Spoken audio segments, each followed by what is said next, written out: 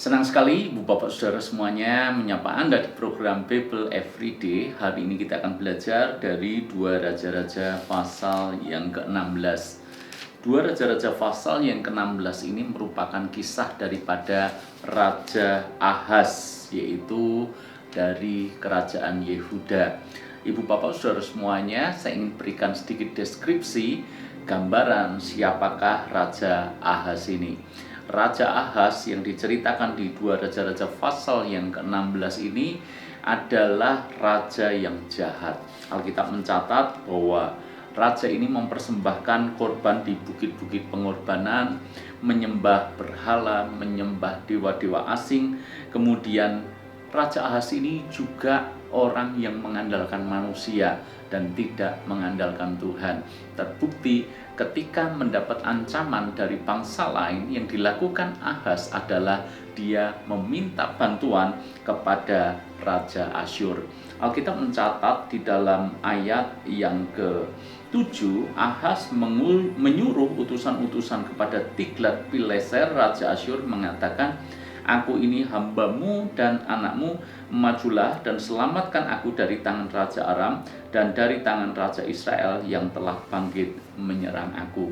Rupanya Ahaz ini takut mendengar ancaman yang diberikan oleh Raja Aram dan Raja Israel. Daripada mencari Tuhan, mengandalkan Tuhan, berdoa kepada Tuhan, yang dilakukan Ahaz adalah dia minta bantuan kepada Raja Asyur. Dan tidak hanya sekedar minta bantuan, kita mesti tahu di zaman dulu pun tidak ada yang namanya makan siang gratis. Selalu ada harga bayar dari sebuah persepakatan.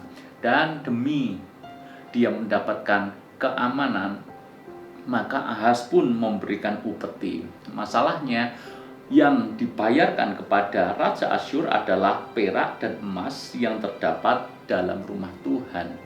Jadi raja ini rela membuat bait Allah, bait Tuhan, rumah Tuhan, perbendaraannya diambil hanya untuk mengamankan posisinya. Tentu saja apa yang dilakukan oleh Raja Ahaz ini adalah jahat di mata Tuhan. Dan kita tahu saudara-saudara, sesuatu yang tidak berkenan kepada Tuhan, sesuatu yang jahat di mata Tuhan, mestinya akan mendapatkan hal yang setimpal. Kalau dia melakukan hal yang jahat, mestinya dia mendapatkan hukuman. Tentu saja kita berpikir hal seperti itu. Tetapi cukup aneh dan cukup mengejutkan. Raja ini jahat, mempersembahkan korban bakaran di bukit-bukit pengorbanan, menyembah berhala, mengandalkan manusia, mengambil perbendaraan dari bait Allah dan kemudian diberikan sebagai upeti kepada Raja Asyur. Tetapi apa yang terjadi? Coba baca ayat yang ke-5. Pada waktu itu majulah Resin Raja Aram dan Pekah bin Remaliah Raja Israel untuk memerangi Yerusalem, dan mereka mengepung Ahaz, tetapi mereka tidak dapat mengalahkan dia. Artinya Ahaz menang. Coba baca lagi ayat yang ke-9.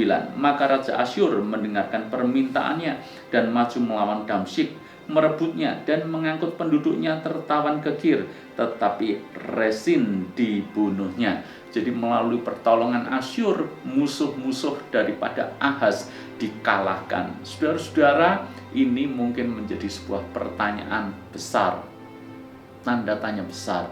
Kenapa orang yang jelas-jelas jahat, orang yang mengandalkan manusia, kok bisa menang? Kok bisa dalam tanda kutip diberkati? Kok bisa negaranya aman, makmur? Saudara-saudara, kita perlu belajar dewasa dalam melihat hal seperti ini. Kalau saya tarik di zaman sekarang ini, ada banyak orang Kristen, mereka protes kepada Tuhan. Tuhan, kenapa aku yang sungguh-sungguh sepertinya berkat itu sulit datang dalam hidupku? Kenapa orang fasik? Kenapa orang dunia? Kenapa mereka seolah-olah mudah jalannya? Kenapa mereka mudah mendapatkan ini dan mendapatkan itu? Persis kecemburuan yang pernah ditulis oleh Mazmur Asaf di Mazmur pasal yang ke-73. Nanti Anda bisa baca Mazmur 73. Ini merupakan kejujuran seorang Asaf ketika melihat kenapa orang fasik diberkati, kenapa orang benar justru menderita. Bahkan dia pada satu titik dia berkata, sia-sia aku mempertahankan hati yang bersih kalau aku melihat orang fasik malah semakin gemuk, malah semakin mujur, sementara orang benar menghadapi penderitaan seperti ini.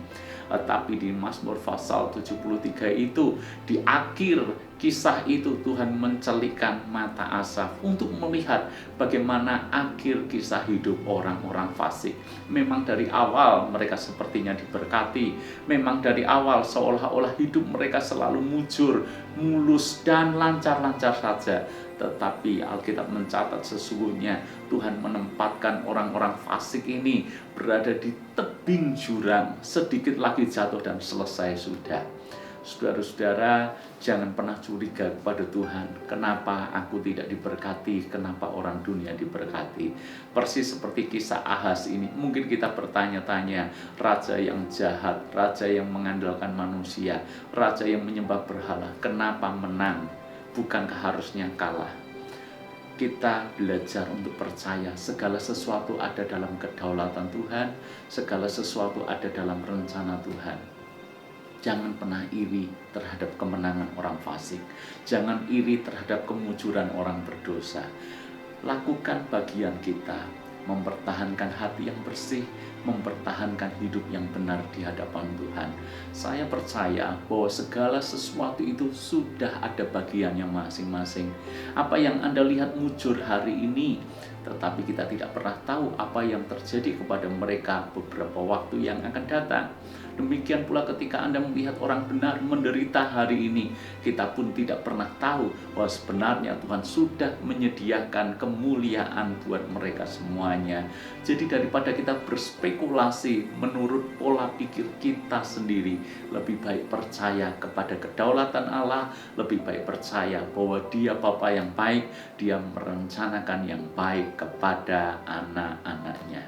Tuhan memberkati kita.